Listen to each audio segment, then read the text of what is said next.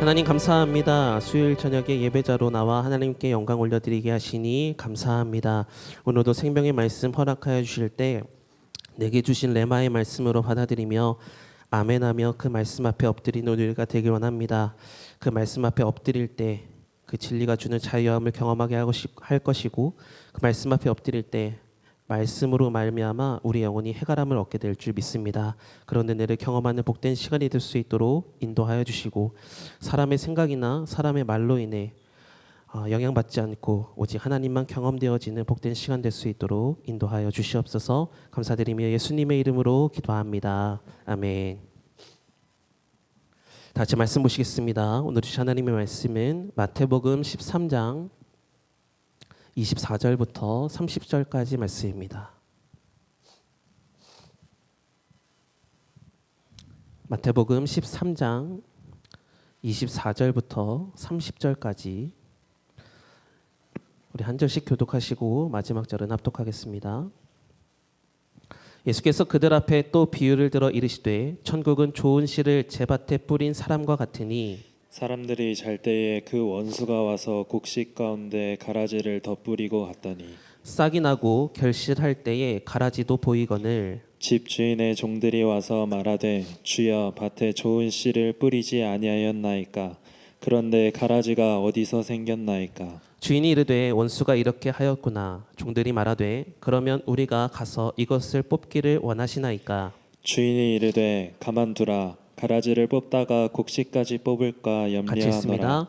둘 다 추수 때까지 함께 자라게 두라. 추수 때에 내가 추수꾼들에게 말하기를 가라지는 먼저 거두어 불사르게 단으로 묶고 곡식은 모아 내 곡간에 넣으라 하리라. 아멘. 사랑하는 참평학교 성도님들 모두에게 하나님의 크신 은혜와 은총이 언제나 함께 하시기를 주님의 이름으로 축복합니다.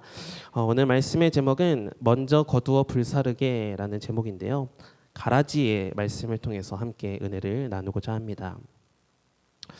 우리 교회에도 재능이 있는 분들이 많으셔서 무대에서 연극을 하는 업으로 삼으셔서 그 연극하는 배우들도 참 많이 있지만 고대 그리스 로마 시대에서도 이 연극의 문화가 참으로 유행을 했습니다. 특히 이 고대 연극에서 배우들은 얼굴에 하나의 가면을 쓰고 등장을 했다라고 하는데요, 이 가면이라는 것을 라틴어로 페르소나라고 불렀습니다. 이 페르소나는 단순히 배우들의 얼굴을 가리기 위한 도구는 아니었습니다. 그 가면에는 그 배우가 연기해야 할 역할에 대한 감정, 또 성격, 계급, 신분, 지위 등등이 담겨 있었습니다. 그래서 그 연극을 바라보는 관객들은 그 가면을 쓴 배우들을 보면서 그 가면이 상징하고 있는 인물을 바라보며 이야기에 몰입을 하게 되죠. 예를 들면 슬픔을 상징하는 가면을 쓰면 그 배우는 정작 슬프지 않아도 관객들은 그 가면 쓴 그 사람을 슬픈 사람으로 받아들이게 되죠. 실제로 배우는 두려움도 많고 겁이 많은 사람임에도 불구하고 만약 용맹함을 상징하는 가면을 쓰고 무대에 등장을 하면 그 배우는 무대에서 가장 강한 용맹한 사람으로 등장을 하게 되는 거죠. 돈이 없어도 이 페르소나의 상태면 부자가 될 수 있었고, 힘이 없어도 페르소나의 상태면 슈퍼맨이 될 수 있었습니다. 즉 무대 위에서는 그 가면 쓴 인물이었고, 인물이 곧 그 인물이고, 페르소나가 곧 그 사람의 정체성처럼 여겨지죠. 근데 무대가 다 끝나고 무대에서 내려오게 될 때는 어떻게 될까? 그 가면을 벗는 순간 관객이 보던 그 인물은 온데간데 없고 전혀 다른 모습의 성격을 가진 내 본연의 모습으로, 배우의 본연의 모습으로 복귀를 하게 된다라는 겁니다. 즉 가면의 앞과 뒤의 모습이 전혀 다른 모습을 갖춘다라는 건데요. 그래서 칼 융이라는 심리학자는 이 페르소나라는 단어를 가지고 이렇게 정의를 했습니다. 페르소나란 개인이 사회생활을 위해 쓰는 외적인 모습이다, 이렇게 했어요. 그러니까 겉으론 포장한 나의 삶이 있고 또 내 내면의 진짜 모습이 감추어져 있다라는 것을 말하고 있는 거죠. 이러한 관점에서 보면 오늘날의 많은 사람들도 다양한 페르소나를 가지고 살아갑니다. 직장에서는 책임감 있는 사람의 얼굴을 가지고 있고요. 가정에서는 안정적인 가장의 얼굴을 하고 있고요. 사회에서는 예의가 바르고 성실한 시민의 얼굴을 쓰며 살아갑니다. 물론 성장하면서 이 사회화에 대해서 배워야 되는 것은 맞고요. 어린아이처럼 자신이 하고 싶은 본성대로만 막 하면서 사는 것이 아니라 어른스럽게 자신의 것을 어느 정도 컨트롤하며 사는 것은 인간됨의 아주 중요한 덕목 중 하나입니다. 근데 이제 문제는 이 가면이 신앙 속에서도 적용되고 있다라는 건데요. 그리고 이 신앙에서의 페르소나는 이 사회화와는 완전히 성격이 다르다라는 겁니다. 그러니까 사회화는 조절할 수 있고 컨트롤할 수 있는 상태다라고 얘기한다면 이 신앙적 페르소나는 애초에 겉과 속이 다른 모습을 가지고 있다라는 거죠. 즉 신앙적 페르소나는 신앙인의 모습, 성도의 모습을 가지고 있지만 실제에서는 성도의 실체가 없는 모습을 말한다라는 겁니다. 겉으로는 신앙인이지만 그 내면은 하나님과 연결되어 있지 않은 상태. 이것이 바로 신앙적 페르소나가 만들어내는 가짜 신앙의 본질이다라는 겁니다. 그렇다면 이 페르소나라는 관점에서 보는 성도란 어떤 사람일까? 성도란 자기 자신을 하나님 앞에서 숨기지 않는 사람입니다. 자기의 연약함을 부끄러워서 하나님 앞에서 도망하는 사람이 아니라 오히려 자신의 연약함을 인정하고 하나님 앞에 내어드리며 엎드리는 사람이 바로 성도입니다. 애초에 저와 여러분은 하나님을 떠나 죄의 수렁에 빠져 있었던 사람들 아닙니까? 그러한 자기 죄성을 애써 가리려 하지 않고 그 죄성을 있는 그대로 하나님께 고백하여 하나님의 은혜로 씻어주시고 채워주시기를 간절히 간구하는 사람, 그 사람이 바로 성도입니다. 그렇기에 참된 성도란 가면을 쓰고 살아가는 사람이 아니다라는 거죠. 하나님 앞에서만큼은 그 어떤 꾸밈도 그 어떤 체면도 내려놓고 자신의 중심을 정직하게 하나님께 내어 진리 앞에 자신의 영혼을 비추고 하나님의 자비하심과 하나님의 도우심을 구하는 사람, 이런 사람이 바로 성도입니다. 저 여러분은 하나님 앞에 정직한 성도로 살 수 있기를 간절히 소망합니다. 하지만 참 안타깝게도 많은 성도들이 성도라는 직분을 얻었음에도 불구하고 마치 가면을 쓴 사람처럼 살아가는 모습을 보일 때가 있다라는 겁니다. 교회 안에서는 믿음의 말들을 사용하고 사람들 앞에서는 신앙인처럼 보이기 위해서 애를 쓰지만 정작 그 가면 뒤에 있는 진짜 마음은 하나님을 향해 깨어있지 않은 경우가 있다라는 거죠. 교회 안에서 사람 앞에서 최선을 다해서 헌신하지만 심지어 하나님 앞에 십자가 앞에까지도 서지만 정작 본연의 마음을 하나님께 쏟아내고 하나님의 은혜를 구하고 하나님의 은혜로 공급받아 사는 모습, 그런 모습이 없을 수가 있다라는 거죠. 겉으로는 참 충성스러운데 하나님 앞에서는 충성스럽지 못한 내면의 상태. 믿음의 사람처럼 보이지만 실상은 하나님과의 관계가 멀어져 있는 상태. 어쩌면 삶의 깊은 자리에 하나님이 있는 것이 아니라 세상과 나만 존재하고 있는 그런 성도가 있을 수 있다라는 겁니다. 이것이 바로 신앙적 페르소나가 아니냐라는 겁니다. 그러므로 오늘 우리는 이 신앙적 페르소나가 있는 것은 아닌지 하나님 앞에서 솔직하게 자신의 믿음을 점검해 보시길 바랍니다. 그리고 만약 이런 신앙적 페르소나가 있다면 오늘 꼭 하나님 앞에 그 가면을 벗으시길 바랍니다. 있는 모습 그대로 숨김없이 하나님 앞에 정직하게 설 수 있어야 됩니다. 왜냐하면 성도란 하나님 앞에 모든 것을 감추는 게 아니라 하나님 앞에 모든 것을 드러내는 것이고, 그리고 성도는 사실 하나님의 은혜 가운데서 모든 것이 다 비춰지거든요. 우리 안에 어떤 부정이 있더라도 하나님께 그 부정을 가지고 나아가면 하나님이 우리의 부정 때문에 부정해지시는 것이 아니라 하나님의 거룩하심이 우리의 모든 부정을 덮어주셔서 우리도 거룩한 자로 변화시켜 주실 줄 믿습니다. 오히려 약함을 가지고 하나님께 나아가지만 하나님은 그 약함을 은혜로 채워주시며 믿음으로 사는 것이 가능하도록 하나님께서 간증의 역사를 우리에게 허락하여 주실 줄 믿습니다. 그래서 계속해서 반복하지만 성도란 겉과 속이 다른 사람이 아니에요. 신실하게 하나님 앞에 털어내는 사람이 성도입니다. 신실하고 진실하고 하나님과 친밀한 성도의 모습이 저와 여러분의 모습이었으면 좋겠습니다. 오늘 본문에서 예수님께서 말씀하시는 이 가라지의 비유는 바로 이러한 신앙의 가면을 정면으로 다루고 있는 말씀입니다. 가라지는 처음에 곡식과도 너무 비슷하게 생겼어요. 같은 밭에서 자라고 같은 태양을 쬐고 같은 비를 맞으며 같은 양분을 공급받으며 자라납니다. 겉모습만 보면 누가 알곡인지 누가 가라지인지 구별할 수 없죠. 그러나 결과가 전혀 다르다는 건데요.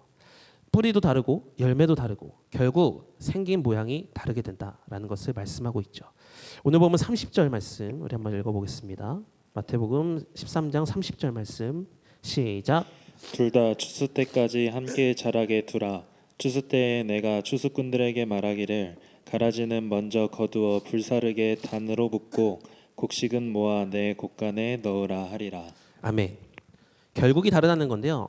결국에 가라지는 불사르는 곳에 이르고 결국에 곡식은 곳간에 이르게 된다라는 겁니다. 그러므로 겉으로 신앙인의 모양을 갖추고 있다고 해서 그 신앙이 진짜다라고 말할 수는 없다라는 건데요.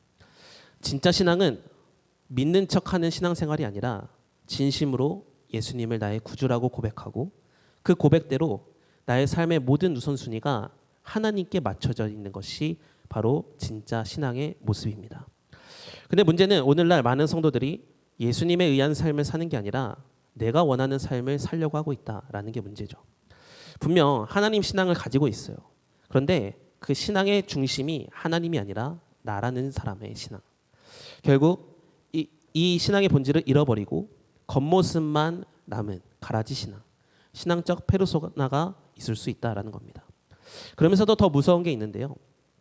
이런 가라지 신앙인은 자신이 가라지인 줄 모른 채 끝까지 살아간다라는 겁니다. 가면을 오래 쓰고 있으면 마치 그 가면이 내 얼굴처럼 느껴지듯 가라지의 신앙도 오래 지속이 되면 겉과 속이 다른 신앙이 정상이구나라고 착각하게 된다라는 거죠. 그래서 예수님은 이 알곡과 가라지를 말씀하시면서 말씀대로 자라지 않는 신앙, 말씀대로 살지 않는 신앙은 가라지다. 그리고 결국에는 불에 들어간다. 이렇게 말씀하고 계시는 겁니다.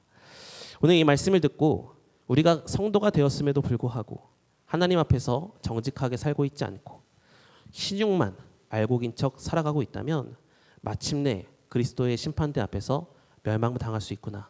이것을 경고의 말씀으로 들으시고 참된 알곡으로 살아가는 그런 은혜가 회복되기를 주님의 이름으로 축복합니다. 먼저 오늘 본문 24절의 말씀 한번 읽어보겠습니다. 24절입니다. 시작. 예수께서 그들 앞에 또 비유를 들어 이르시되 천국은 좋은 씨를 제 밭에 뿌린 사람과 같으니. 아멘. 예수님은 앞서 씨 뿌리는 비유를 통해서 말씀해 주시고 또다시 이어서 씨앗에 대한 말씀을 전해주고 계세요. 하나님께서 직접 뿌리시는 이 씨앗은 반드시 땅에 떨어지면 싹을 틔우고 줄기를 내고 잎을 내고 반드시 열매를 맺게 되는 생명력을 담고 있습니다. 그리고 이 씨를 뿌리신 분이 하나님이시다. 이게 굉장히 중요합니다. 인생의 시작도 하나님이시고요. 그 복음을 우리에게 들려주셔서 믿음의 시작도 이루게 하시는 분도 하나님이시고요. 그 믿음이 자랄 수 있도록 인도해 주시는 분도 하나님이시고요. 열매도 맺게 해주시는 분이 바로 우리 하나님이십니다. 그러니까 모든 신앙의 지점에는 하나님이 있으시다라는 거죠. 그래서 하나님께서 우리에게 씨를 뿌려주셨다라는 사실은 이미 우리 안에서 하나님의 계획이 시작되고 있다라는 말씀이기도 합니다. 자, 그런데요. 25절에서 바로 이런 말씀이 나옵니다. 25절의 말씀 읽어보겠습니다. 시작.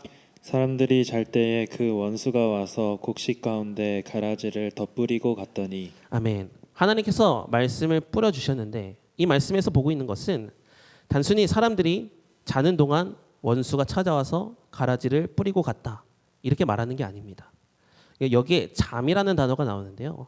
영적으로 무방비한 상태가 되었다라는 것을 의미하고 있어요. 그러니까 우리 원수 사탄은 말씀이 심겨져 있는 사람에게도 그 말씀이 심겨져서 그 사람이 깨어서 하나님과 소통하고 있을 때는 쉽게 우리에게 틈을 내어서 들어오지 못합니다. 그러나 문제는 우리가 하나님의 말씀이 심겨져 있는데도 불구하고 영혼이 잠들어서 그러니까 하나님을 향한 민감함이 사라졌을 때 그러니까 하나님과의 관계가 소홀해졌을 때 그 틈을 노리고 찾아와 가라지를 뿌린다라는 겁니다. 그리고 사람이 잠을 들 때 보면 갑자기 팍 잠에 드는 사람은 아무도 없잖아요. 그러니까 슬슬 졸리다가 잠에 들죠. 영적인 잠도 마찬가지입니다. 순간적으로 막 찾아와서 영적으로 잠드는 게 아니라 조금씩 천천히 잠에 들어가기 시작한다라는 거예요. 우리의 영혼은 하나님 앞에 있을 때 하나님이 공급해 주시는 은혜로 날마다 예민해지고 건강해질 수 있습니다. 근데 하나님의 말씀이 내게 심겨졌음에도 불구하고 하나님보다 세상을 더 크게 바라보고 말씀보다 내 생각을 더 신뢰하게 되고 하나님의 일보다 내가 먼저 우선이 되는 순간, 그리고 그 우선순위들이 하루가 되고 이틀이 되는 순간, 그리고 길어지는 순간 우리의 영혼은 점점 잠에 들어 피곤하게 된다라는 겁니다. 그리고 그 피곤함을 이기지 못해 마침내 영적인 무방비 상태가 되었을 때 그 순간 원수는 말씀이 뿌려져 있는 우리 마음밭에 가라지를 뿌린다라는 거죠. 그런데요, 이 가라지도 마찬가지로 단번에 확 자라는 것은 아닙니다. 처음에는 아무도 모르게 이 알곡과 함께 자라납니다.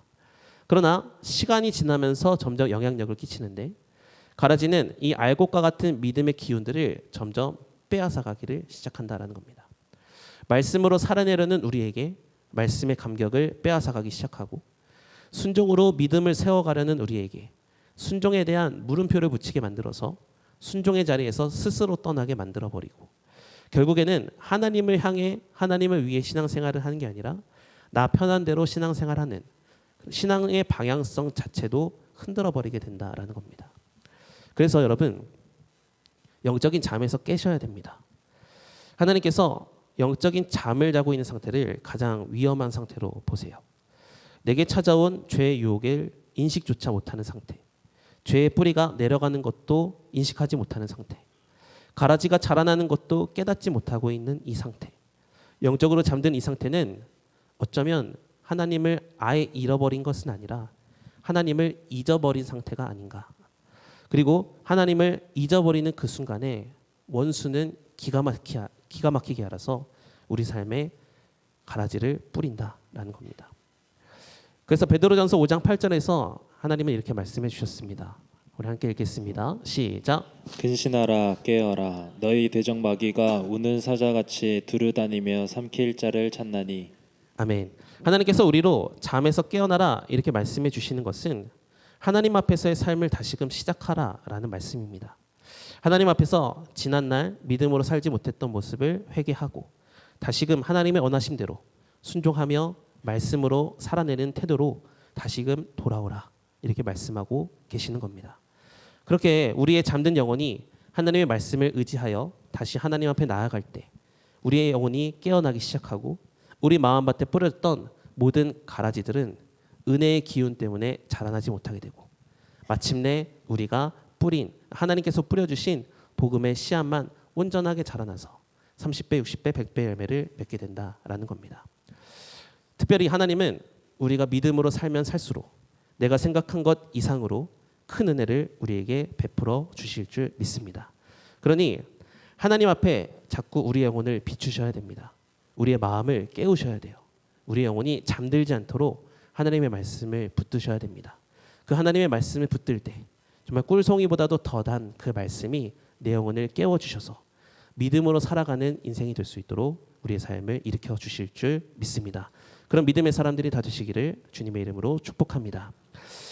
그렇다면 이제 우리 안에 가라지가 자라는 것이 있는데 그 가라지가 자라면 어떤 게 가장 무서울까요?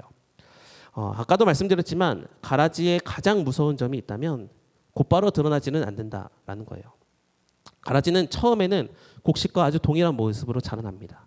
같은 땅에 뿌려지고 같은 햇빛을 먹고 같은 비를 맞으며 자라기 때문에 아무리 농사에 그런 기술이 있다 하더라도 초반에는 곡식과 알곡과 가라지를 구별할 수가 없어요. 그러니까 이 점이 가장 가라지의 무서운 점이다라는 건데요. 가라지는 초기에는 절대로 스스로를 드러내지 않는다. 그러니까 악은 언제나 빛 가운데 드러나는 것을 두려워하기 때문에 언제나 은밀함 속에서 우리에게 숨기면서 자라게 돼요. 그러나 가라지는 언제 드러나게 되냐면 열매가 맺어져 추수 때가 될 때 반드시 드러납니다. 그러니까 열매를 결코 속일 수 없다라는 거죠. 처음에는 알곡처럼 곧게 서 있는 것처럼 보여도 알곡이 여무는 시기가 오면 그 차이는 명확하게 드러납니다. 알곡이 꽉 차 있는 벼는 어떻게 되죠? 고개를 숙이게 되죠. 그러나 가라지는 텅 비어 있기 때문에 꼿꼿이 서 있게 된다. 그러니까 신앙생활하면서 여러분의 인생에, 여러분의 삶에 겸손이 열리고 순종이 자라고 인내가 자라고 사랑의 열매가 맺어지고 있다면 알곡으로 잘 자라고 있는 중입니다. 그러나 반대로 말씀을 들었음에도 불구하고 여전히 교만이 있고 자기 주장이 강하고 사랑이라는 말보다는 질투와 분노가 더 많다면 어쩌면 가라지가 되고 있는 것일 수도 있다라는 거죠. 그래서 오늘 예수님께서 하시는 이 말씀은 우리에게 영적으로 계속 깨어 있으라 이렇게 요청을 하시는 거예요. 가라지를 가라지로 인식하지 못한 채 방치해 두면 결국 알곡을 압도하고 밭 전체까지도 병들어 버리게 만들어서 우리의 심령이 지옥으로 떨어지게 만들어 버린다라는 겁니다. 그리고 정말 무서운 것은 곡식과 가라지를 구분하는 날이 있는데 그때가 언제냐면 추수 때예요. 추수 때. 성경에서 말하는 추수 때는 그리스도의 심판의 날을 얘기하죠. 그러니까 평생 가라지처럼 삶을 살아갔는데 추수 때 그 가라지 신앙을 벗어내지 못하면 추수 때에 더 이상 회개할 기회도 남아있지 않게 된다라는 거죠. 가라지 신앙은 하나님으로부터 반드시 책망받고 불에 들어가는 안타까운 존재가 되어버린다라는 겁니다. 그래서 오늘 보면은 결코 알곡과 가라지가 함께 있을 수 없다라는 것을 강조하고 있어요. 가라지는 모아 불에 던져지게 되고 곡식은 모아서 곡간에 들이게 됩니다. 그러니까 얼마나 안타깝고 두려운 말씀입니까?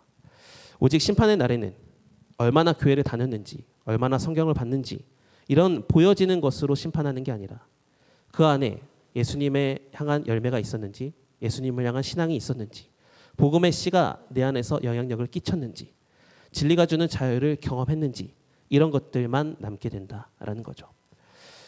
사랑하는 성도 여러분, 오늘 우리는 페르소나, 즉 신앙의 페르소나의 모습이 있지는 않은지 이것을 한번 살펴봤습니다. 하나님은 우리가 알곡 신앙 신자가 되기를 원하고 계십니다. 믿는 척하는 신앙, 겉과 속이 다른 신앙. 사람 앞에서는 그리스도인처럼 보이나 하나님 앞에서는 그리스도인답지 못한 숨김의 모습이 우리 안에 여전히 자리 잡고 있다면 우리는 하나님 앞에 철저하게 회개해야 합니다. 그리고 반드시 신앙의 가면을 벗으셔야 됩니다. 신앙인인 척하는 모습, 그것은 가라지지 알곡이 아니다라는 거죠. 우리가 신앙생활을 하면서 어떤 열심을 내고 있습니까? 겉으로 보여지는 겁니까? 정말 내면에 주님을 향한 마음입니까?